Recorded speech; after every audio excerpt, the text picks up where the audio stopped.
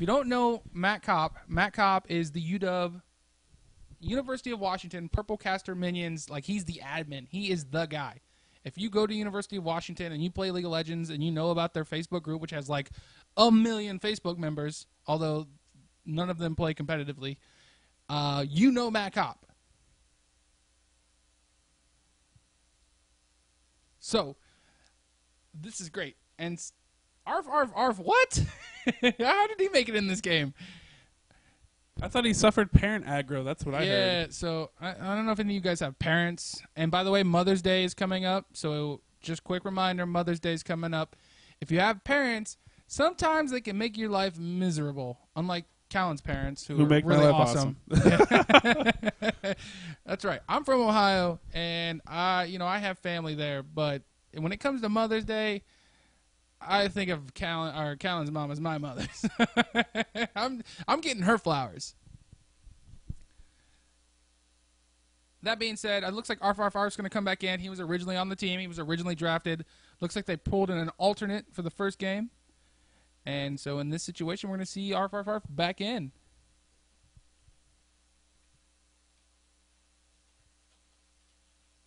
Also, if you haven't had a chance on the GG Chronicle stream, you can watch. You can actually watch Dark Terrors take on I'm Black Y'all. So I'm Black Y'all, which you saw last game, will actually be taking on Dark Terrors, the team from Portland. That game is going to be intense and crazy. Not that this game won't. This game's going to be sick. But both these games that are coming through, I mean, these are the teams that, definitely the other teams were great.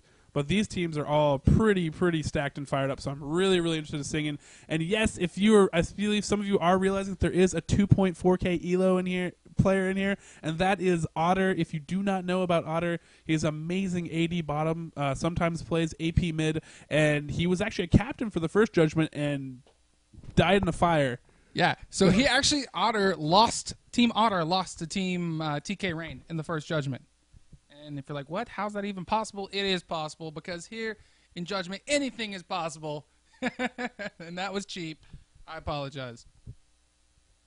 But the way the system works is, captains can be any ELO.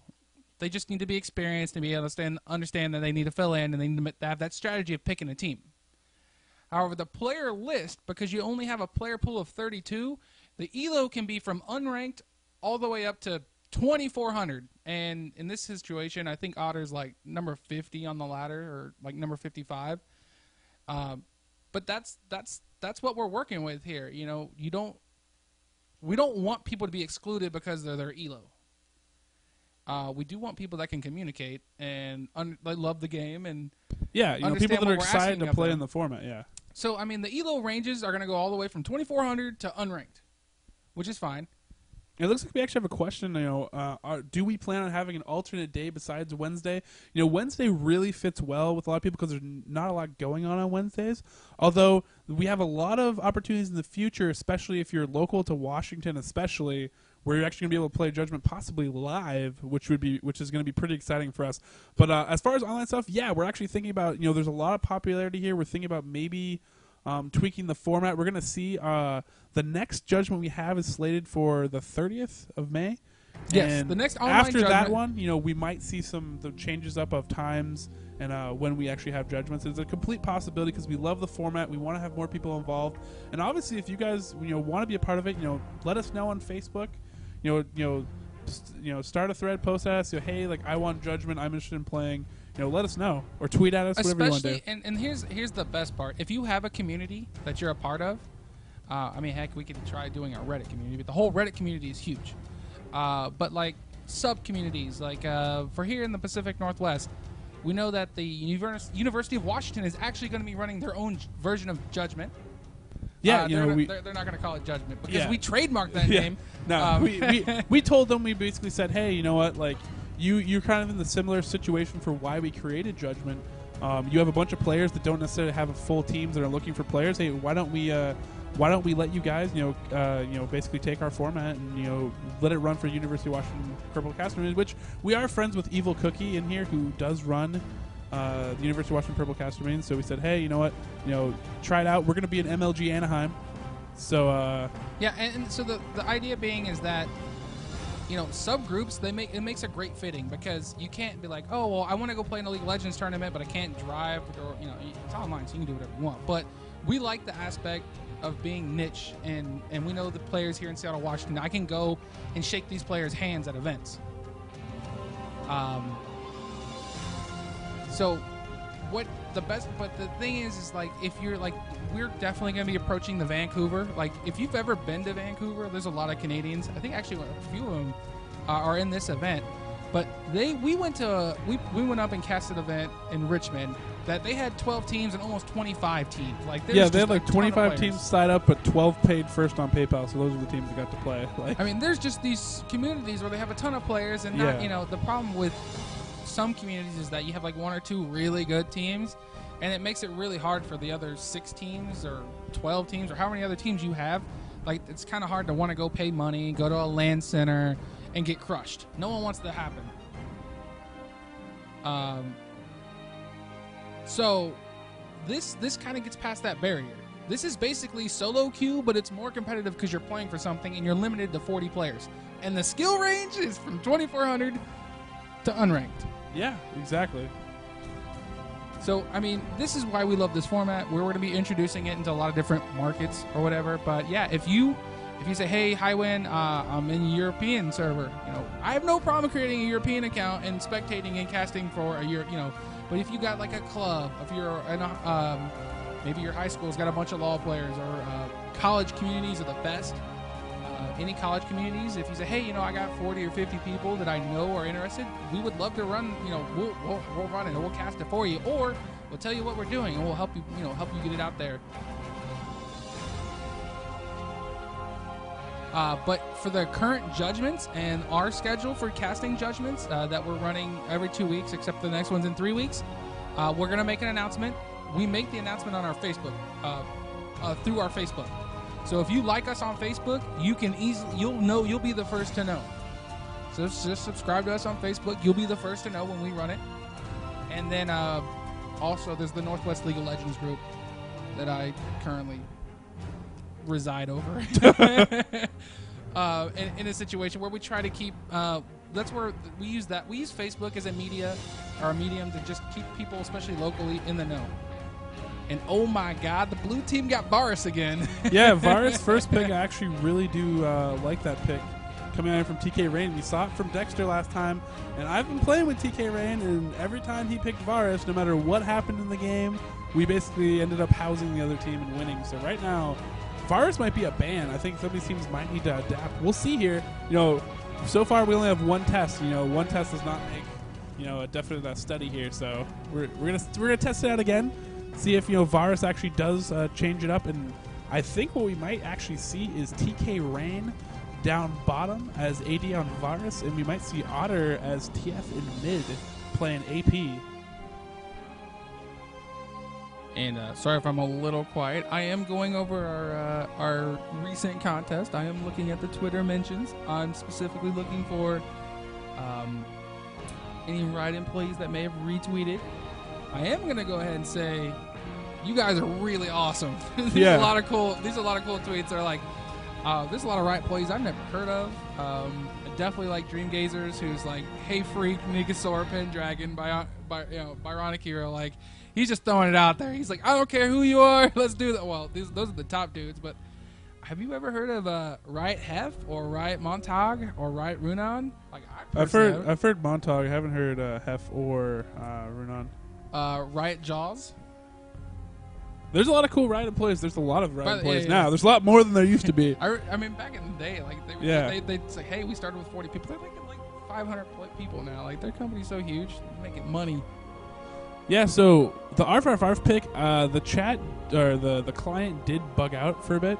So bear with us. We're gonna find out what that pick is eventually. But because it bugged out, we're actually seeing it in a weird order here. And that's actually what's happening. Incognito mode.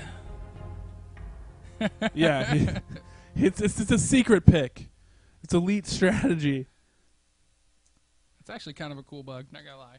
Yeah. I wonder if the other team can see it. I think the other team actually can see it. It's a delay. It's a spectator thing. Actually, the delay comes up and then it messes around with the picks. We actually might see what it is, because I think what's going to happen is Tensuix and GR Freak are actually going to get their 2 picks, and then it's going to come back and R5 is going to fill in for the last pick for purple team. So that should be what it is. R5, also known as Deceptively before he changed his name to R5, which is ridiculous. Feel free to ping him and tell him how ridiculous his name is, and he'll probably flip you crap back, because that's the kind of style he wields.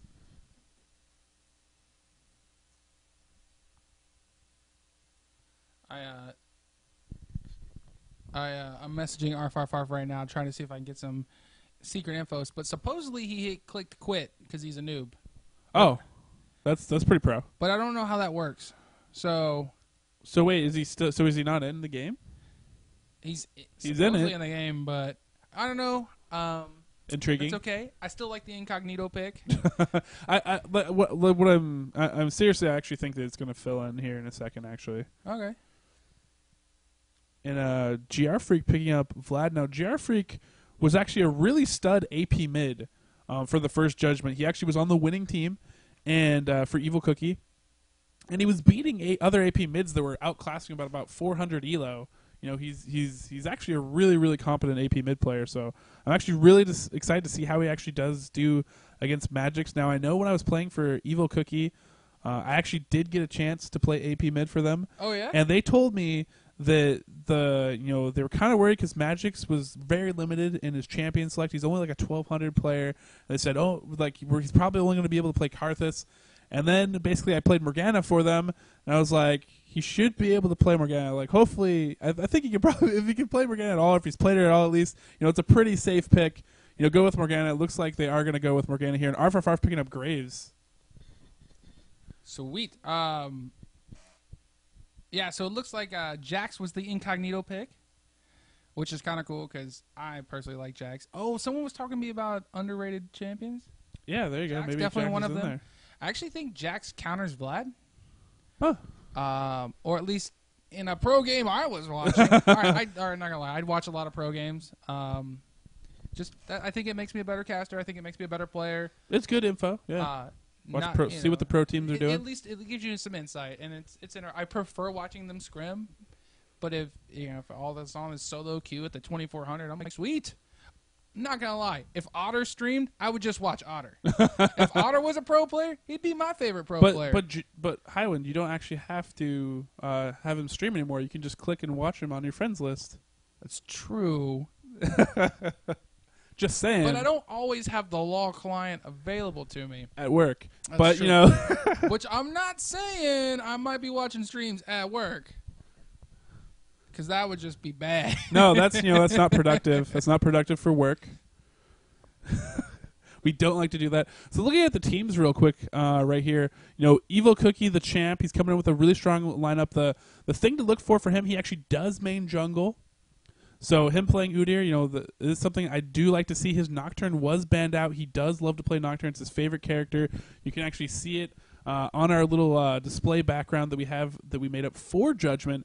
And a lot of the key first teams actually going to rely on R5, much like it did for Dexter. He was going to rely on R5 to carry for him, and R5 is a really good AD carry. But his Achilles heel, if you will, is that sometimes he's a little bit out of position. Like, he can carry a game, he's really, really confident, but sometimes a little overconfident, and he actually gets himself into a little bit of trouble. So it looks like he'll be rocking bot with Hatris, who was a captain in the original Judgment. Right now, he's actually going to be rocking the Sona. So Sona Grave is a heavy poke comp. I really, really do actually like that. It's going to be going against LethalMongoose. And you know what? Oh, my gosh. I almost have half a mind to think Otter might do something crazy, like not be in mid. He's going to be in mid. But I almost feel like he might do something crazy and be bot or something. But I think he's actually going to go mid. So playing with... Oh, that was right. So when we did Raid Boss, so when I was playing with Dexter in our practice match, I had Dexter go Raid Boss Soraka. Yes. And I went support Twisted Fate. And let me tell you, it's fun and amazing. You're constantly stunning. You're constantly poking. And here's the way. What happens is when the line of minions comes down the lane, you Q it once. And she just rolls up and Star calls it like once or twice, and boom, the whole wave's done. It is like the single-handedly best push comp I've ever played. And it's like, oh, well, it's TF. Let's get him. And well, Soraka's healing you and feeding you mana, and you're sitting there poking and stunning. Yeah. It was great. Not going to lie. I don't know if if it would work in other environments. I doubt we're gonna see it today. I'm just saying. It's like, well, yeah, they don't have Soraka, of course, but what? Yeah, but Nightime actually is a really good top player. I think in the scrims that I played with Evil Cookie's team, practicing for Judgment before this, he didn't. I don't think he lost a single top lane. So that's definitely something to look for. He's actually going to be going against GR Freak, who was a great AP mid before, and now is going to be rocking top, I do imagine, with Otter in mid. So that matchup should be great. They both taking Ghost, both taking Ignite. Going to be super aggressive. Speaking of Canadian players, Tensu-X, also known as MrBarney. Yeah, and actually he makes a really, really cool app. I believe it's Battlefy? Yeah, Battlefy. Yeah, Fi. .com. Yeah, so definitely check that out. And he, I know TK Rain's team because I was working with him a little bit, and he wanted to put Barney or Tensu-X on. He wanted to put him on support, but he wasn't warding very much. I told TK Rain, I was like, you gotta help him out. You gotta tell him, where to ward. Just go play with him for a game and tell him where to ward. And TK Rain, he doesn't. He's a great captain, and in some respects, but in some respects, it's like he doesn't want to have to. When it comes to his role, when it comes to 80 bottom, you have to be on point. He's a taskmaster. If you're not good enough for him, he's very quick with you. And so what actually ended up happening is here, like what we were talking about earlier in Judgment, how do you use your players? How do you best use them? Instead of taking him, just putting him in bot because he thought he was the weakest, he said, hey, actually, oh, you're a good jungle player. Let's rotate you in to jungle, and then we'll put LethalMongoose down on support.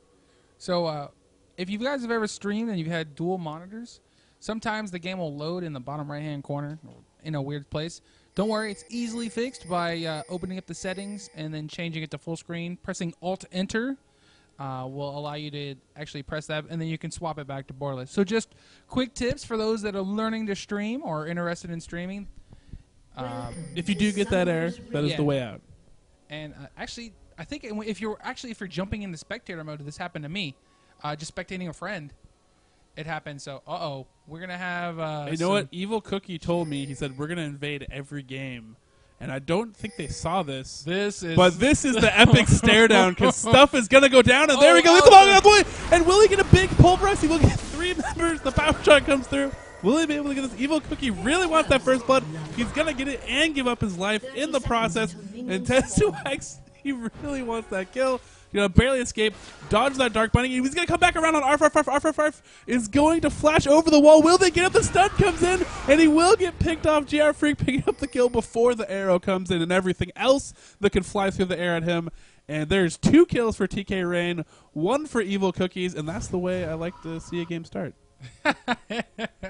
That's right. Action-packed. We got 3 kills in the first minute, setting the tone for the rest of the game.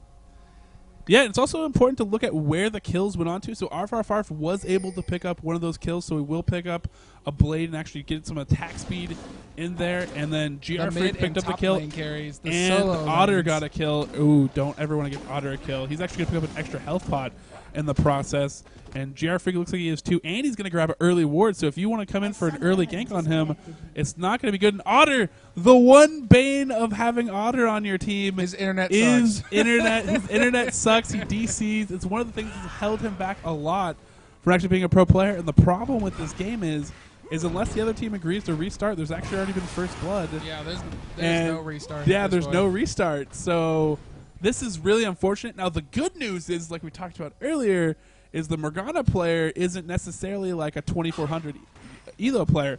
That Morgana player is down about 1200 elo on Otter right now. So his elo is doubled by Otter. So Otter could come back in there level 2 while he's level 4 and still possibly win the lane. I'm just saying it is possible. So we have to cheer for our hero in mid lane and see how he does.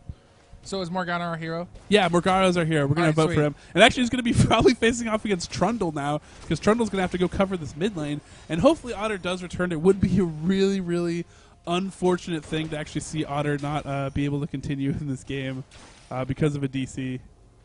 I'm sure he'd find a ringer. Don't worry. Yeah. No, I'm just kidding. We don't do that here in the Pacific Northwest. Yeah, no ringers. Only you. Except when Otter is your ringer. Yeah. Except for when Otter is your ringer and you can't trust him with anything ever. But yeah, right now. So, hey guys, have you ever seen Trundle versus Morgana matchup mid? Trundle has blue. So we're going to see how this works out for him. Well, you know, one of the counters to Morgana is Talon, right? You have that burst AD gap closing. You know, Trundle's not that far away from it. He's missing a silence gap closer and not quite the same. But you know what? He's gonna try his best here to last hit under turret and pick up some kills and just try to cover till Otter can return. This is really, really unfortunate. Again, don't like to see this happen, but you know that is the you pick Otter. He's a 2400 player, and you wonder why you don't see him on a pro team, and this is why. That's true.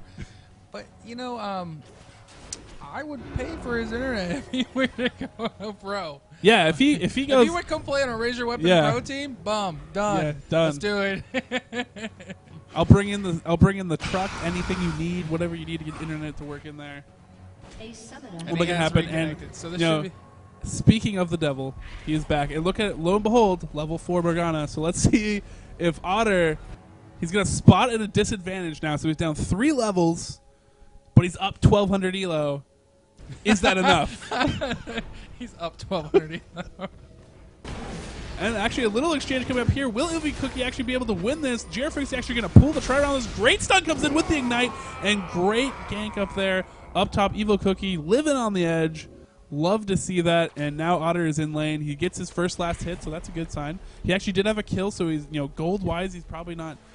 It's probably not completely lost. He has 1.2k, and Morgana has 1.2k. So gold wise, they're even. Just the level disadvantage is going to have to be. He's going to have to catch up there. Well, and Otter's, they've recently changed it so that you get more experience for killing higher levels. So this could be an elaborate ploy. Yeah, I mean, this could be a really bold strategy from Otter. The best part would be, I'd like to think, if Otter, ever did, bring in a ringer, like, let's say he couldn't reconnect, he called up his friend, he's like, come back in. And, like, it would be fun to be the Otter ringer because you're jumping into a game. They're like, all right, you're going to be level 1, and you're going to be playing Twisted Fate. And there's like, oh, what the heck? And you jump into the game, you're like, this is horrible. Why are you doing this to me? We're going to see some action here on bot, and Trundle coming in should have that wall. Wall is going to be great wall flash over. And actually a flash in pulverized by LethalMongoose, putting a lot of pressure on the Hatris.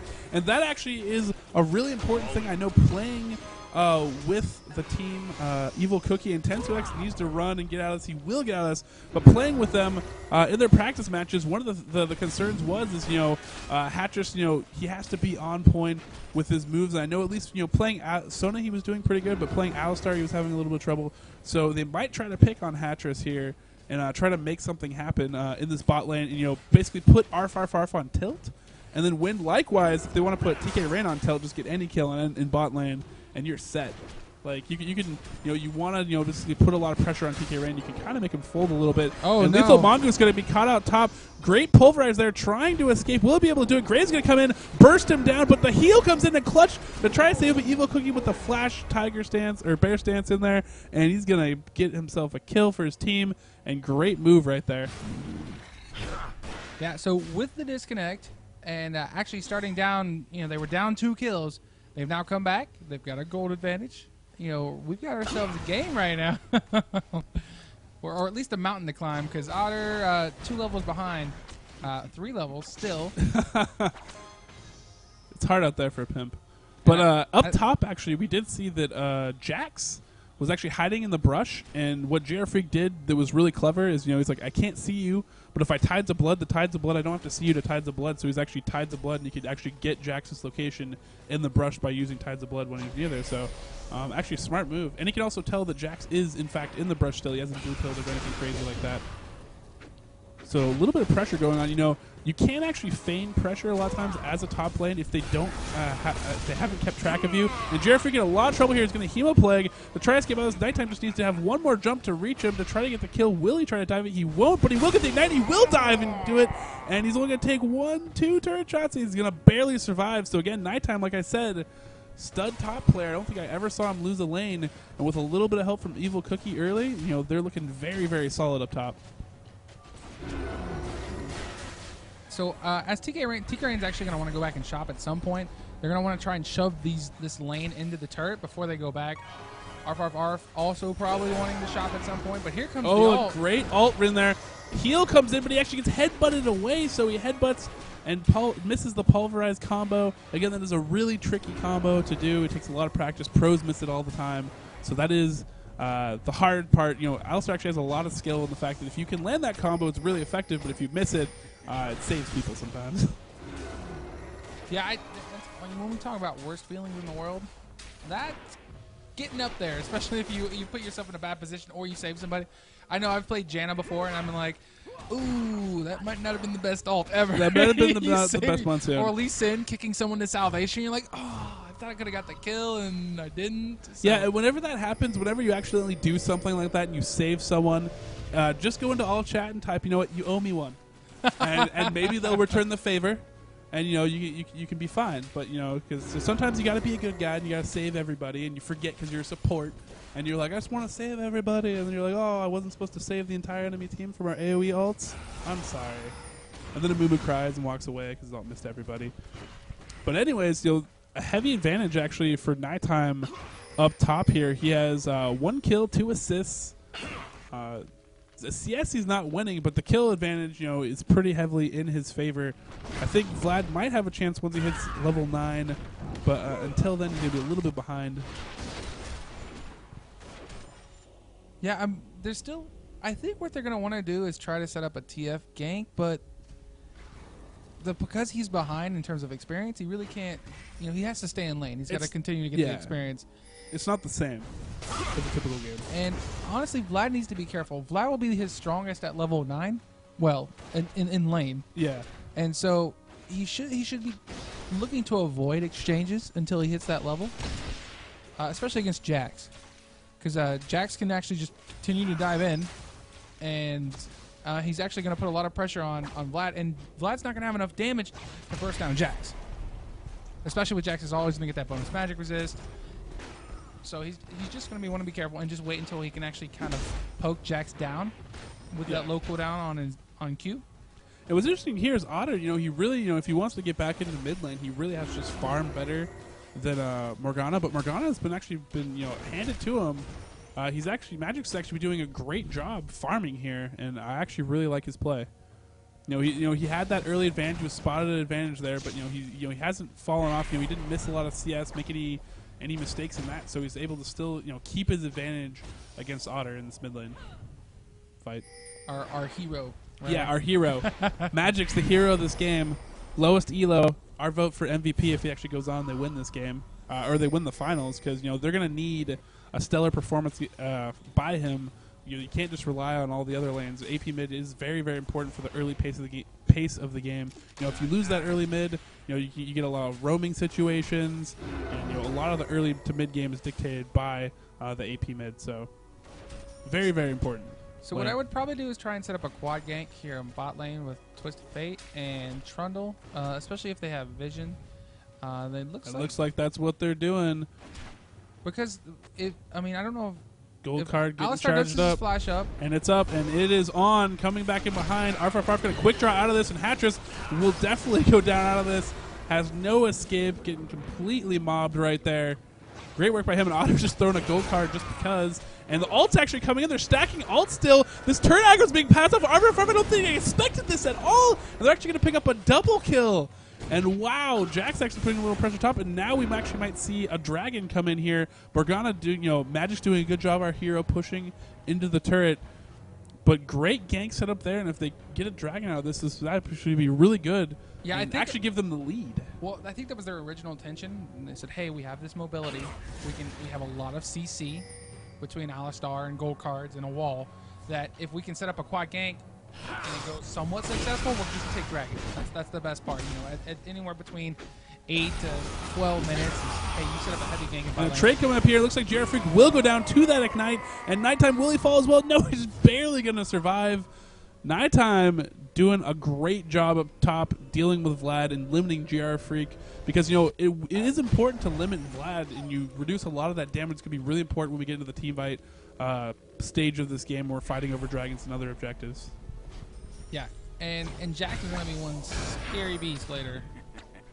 But I think the good thing going for Team Blue is they have a lot of heal, and I know if I know if I'm playing against Otter, there's like a global taunt, right? There's that badge of honor. If you can take down a 2400 player or get a kill in that game, I know I had that feeling when I was playing against solo mid. I was like, ooh, I want this kill on any one of them because I get like a little badge of honor. Yeah. But being a chance to go against a 2400 player is basically like going up against a pro player, and you're like, man, this is a global taunt that like I want to kill this guy, I want to win. So, in this case, maybe that was TK Rain's strategy the whole time.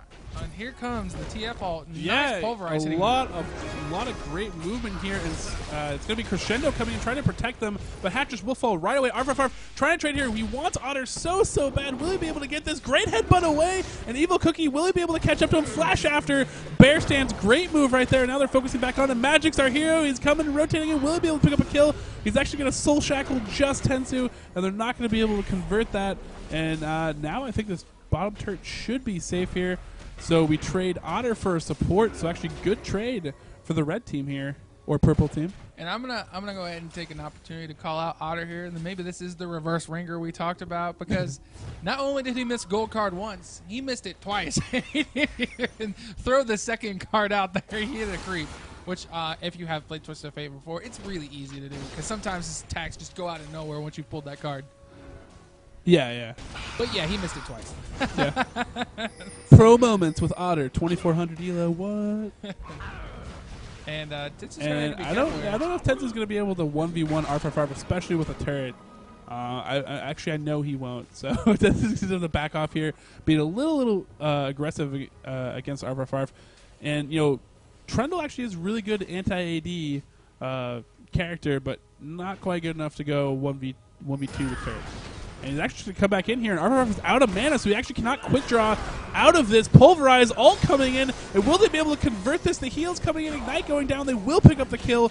Great job and patience there, waiting and just sticking around and putting the pressure and pouring it on. Love this play right now from the blue team, and we're even in kills and almost even in gold. I think the Dragon is going to determine, the next jump, who pulls off that little extra lead. And I think I figured out, so this is the second game that we've cast where Dragon and Baron wasn't a factor at all. Yes. We didn't see any.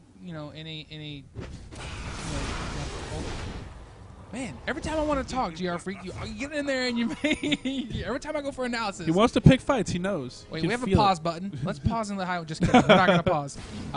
So what I'm thinking is it's just kind of based on the format, right? These teams aren't arranged in a sense. I mean, they can communicate, but being able to say, okay, guys, we're going to do this, and then go for a dragon, requires someone to stand up and make that decision, and that may not be happening. And yeah, it could be. And Otter's going to come down again. They will pick off Hatris, but R55 is going to absolutely dominate Alistar, and they completely turn this around. So LethalMongoose, he's been a little bit lethal, but now he just gets taken down and squashed out underneath R55's boot right there. Yeah. And you love watching Graves blow up people. I know for a fact. I love Graves kills with the ult. It's probably one of my favorite ways to watch someone get blown up in this game. Yeah, I mean, it has great, great effects and stuff like that. When you see all the dust clouds and the gun smoke and the shrapnel fly everywhere. Yeah, someone gets their face blown off. Yeah, just kind of shout out to Riot. And a lot of the new champs are coming out. Their spell effects look so cool. And a lot of pressure on blue up here. This is actually kind of interesting from Team Evil Cookies. They might have a timer up here that they were thinking about utilizing to try to counter. Maybe they're just poking in there, taking a look. Yeah, typically what I do as a general is I like to come in on that near side and drop a ward in the bush from behind. That way I have that opportunity to smite steal, or at least give some advantage. So coming in there without a ward can be scary, especially if you can't account for other members or for the other enemy players. Yeah. Completely agree. And now let's go back to the Otter versus our hero watch. Our hero is still up 20 CS. He's been able to hold that. this entire time. He's going to finish up his Rod of Ages right now. Otter has finished his Rabadon's death cap in the meantime because he has so many assists and kills because he's been flying around the map. So good on him. And you know, and this is kind of what you want from a pure carry or an AP carry is Rod of Ages is good. It's for those tanky AP initiators such as Morgana. I think I'm more along the lines. I would rather rush Zonias, or if I'm going to go for a defensive, I'd probably skip Rod of Ages and then go right into Rabadons because Morgana can true AP carry ever since all of her changes to her spells. It allows her to do most of that damage up front. Yes. And so that's kind of what you want to be able to do. And Otter's going to have no problem clearing waves now. He's going to be free farming waves from like 20 miles away. Yeah. Because that's what Twisted Fate does. Yeah, that is what he does. And Evil Cookie's actually blue pilling here. If they knew the map situation and had a head count, they might be able to pull off a dragon, but they're not going to be able to do it. But Tensuex coming in on top possibly on Morgana, that's a dangerous proposition though. Yeah, he's going to back off out of this. I would give him that advice as well. Diving a Morgana under turret, that's just asking for trouble. And it looks like they call for a lane swap. Red team's turret has been destroyed. This might not be a bad idea. They're probably going to let Morgana continue to free farm and then set up maybe some late game Morgana soul shackles. And some good captaining actually coming from Evil Cookie in that case. You know, recognizing that, hey, let's take him away from Otter. Otter's being really, really strong right now. And actually, maybe they wanted to bring down the other rest of their core team that's been farming so well and bring Jax down for possibly defending Dragon. A nice little pink ward actually from Purple team here.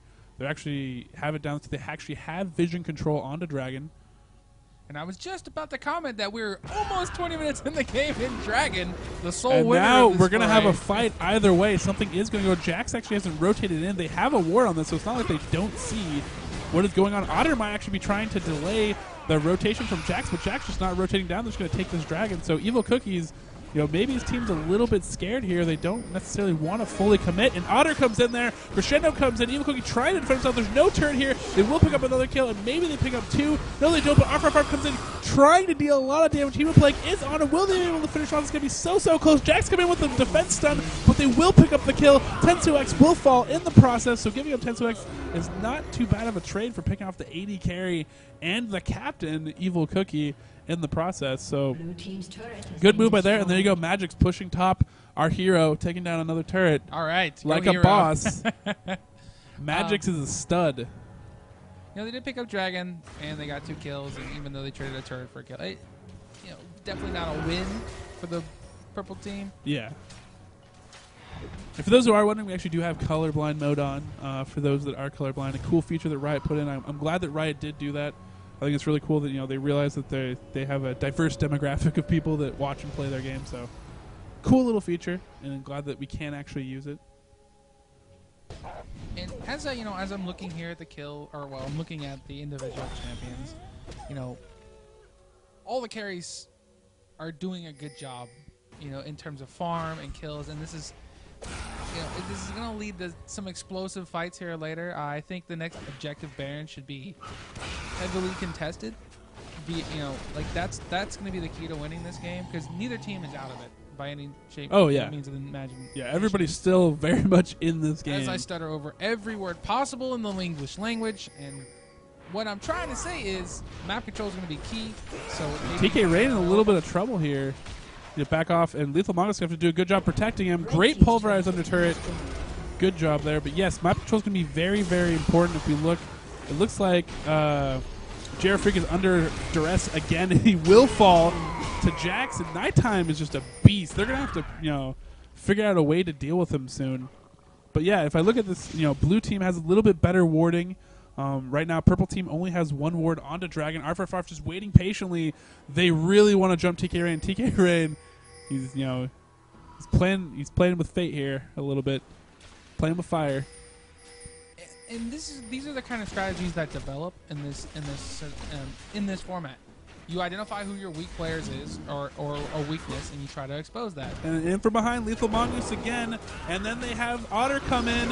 R5 will be taken down right away. Evil Cookie's under pressure again. Great crescendo right there, actually protecting a lot of the teammates. And our hero is rotated in now, and he's ready to defend against the horrible blue invaders. He actually could have killed Otter right there. Yeah, I but think yeah.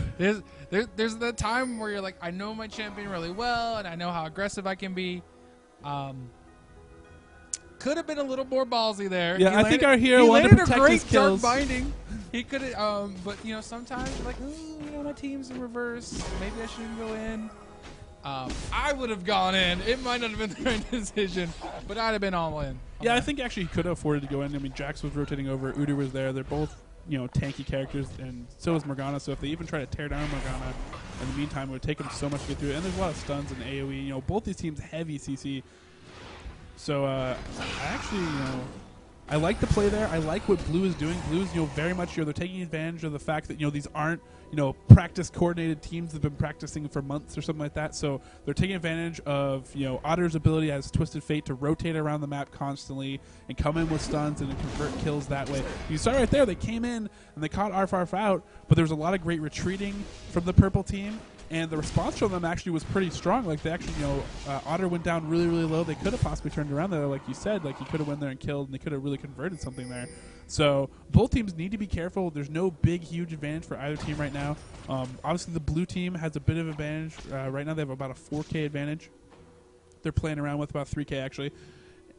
And Evil Cookie rotating down.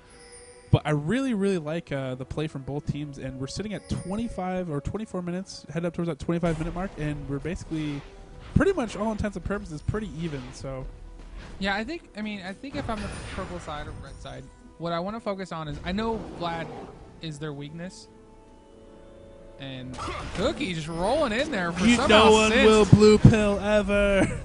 I don't think he had a word there. I'm not sure how he knew that. He just guessed. And Otter going to come in, try to save his buddy, and he's going to get stunned right away by Nightime, possibly. Nightime, you know, he has GR Freak's number. GR Freak is never survive. Oh, almost lands the dark binding there. Great flash by Otter. Otter trying to. Uh-oh. It's showtime. Can you do it, Otter? Jukes a little bit. Flashes. Oh, no, he's not going to be able to get it. Stuns and CC for everyone. TensuX rotating up here. There's no one else to follow this up, though, but he runs right away. He's like, oh, okay, I'm out. Sorry. My bad, guys. So AD and AP carries, you know, looking good for both teams. I mean, Magyx obviously almost was one of the most farmed characters in the game, but Arfarf, you know, has 195 CS right now, which is really, really strong. It looks like Tkrain falling a little bit behind at 170, and finally Otter starting to creep up underneath that 20 CS barrier that Magyx had put on him. But, you know, Otter actually has a lot of assists and kills, though, which is giving him a lot of gold from that. Although he has died twice recently. TF passive. Yeah. That 2 gold for every creep. Yeah, so technically his team, like even though they're down in CS, you know, they're actually, you know, up a few. That's like a free kill. Yeah. And Magyx, our hero, might be in trouble here. Will he be able to escape? Hopefully he has flash. Oh, the ult comes in just in time, and our hero will fall. TensuX waiting over the wall for him in case he did flash over. Catches flailing corpse. Yeah. In his arms. No. the new Yoyak. Magyx, why? No, that's not Nguyen's thing. He can keep it. We're good. We're good over here at Raise Your Weapon. So Otter putting a little pressure on mid, pushing air. I'm interested to see, you know, what teams started to do. It looks like blue team is starting to take down those outer turrets, trying to rotate in, you know, take the advantage that they do have, that slight lead they do have in gold, which is only about 2K or so at this point, and just keep taking turrets. And the close-in is on GR Freak. Nightime has him in his sight. There's no turret. GR Freak, will you be able to survive? Probably not, just knowing the fact that Nightime just loves to kill you over and over. Otter comes in. Will he be able to save him? Team Heal coming in, and no, he will fall. Nightime 1,000,000 against GR Freak right now. And Otter will be blown up again in the face. Looks like blue team's falling a little bit apart. And I actually really like this from Evil Cookie. The superior teamwork just kind of coming through right now. Yeah, Tkrain team is throwing right now. This is what you call a genuine throw, because they're gonna get a free Baron here. There's no way they can stop this. You've got Otter down for. I mean, you've got both of your solo lane carries down. Yeah. You know, for another 10, 12 seconds, and this is just. They're gonna walk in with Barons, all because Otter's throwing out these teleports like, I will save you. Yeah. Vladimir, I got your back. And it was I don't know how he ended up that with teleporting in there with Graves standing there. Like I feel like that might not have been the best decision. Yeah, teleporting into their team generally not good maneuvers. And TK Rain just really they need to communicate and tighten up their team. I know playing with them before, sometimes like the communication can break down, and definitely the thing they need to not do is be silent right now. That team definitely needs to be. Blue team needs to definitely start communicating with each other and just roaming together. And when they've been able to coordinate ganks around on the map, they were doing a really good job. So that's definitely gonna be key. And the other key is picking off R5. R5. If they can pick off him, it takes away a lot of the damage potential for Team Evil Cookie. If they can do that, I think they'll be pretty good. But right now, they have to fight a Baron buffed up Evil Cookie team, and they only have 500 gold team advantage to show for it.